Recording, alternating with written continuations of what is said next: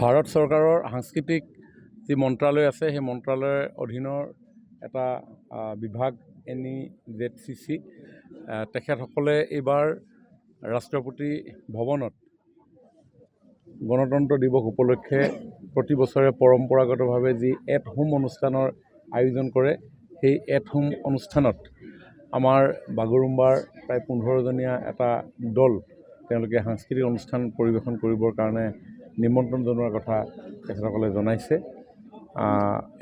NEZCCৰ কেইবাগৰাকীও বিষয়া আমাৰ এই অনুশীলনস্থলীত উপস্থিত থাকি তেখেতসকলে এই অনুশীলন দেখি আপ্লুত হৈছে আৰু তেখেতসকলে অনুভৱ কৰিছে যে বাগৰুম্বাক ৰাষ্ট্ৰপতি ভৱনত উপস্থাপন কৰাব লাগে। গতিকে মই ভাবোঁ যে 17 তাৰিখে মাননীয় প্ৰধানমন্ত্ৰী ডাঙৰীয়াৰ আগত এই যি অনুষ্ঠানৰ আমি উপস্থাপনৰ প্ৰয়াস কৰি আছোঁ তাৰ প্ৰাথমিকভাৱে যেন আমি কিছু স্বীকৃতি পাবৰ কাৰণে সক্ষমেই হৈছোঁ। গতিকে ৰাষ্ট্ৰপতি ভৱনতো সমান্তৰালভাৱে 26-27 তাৰিখে যি অনুষ্ঠান হ'ব তাত বাগৰুম্বাৰ প্ৰদৰ্শনে নিশ্চয় আমাক সকলোকে গৰ্বিত কৰিব।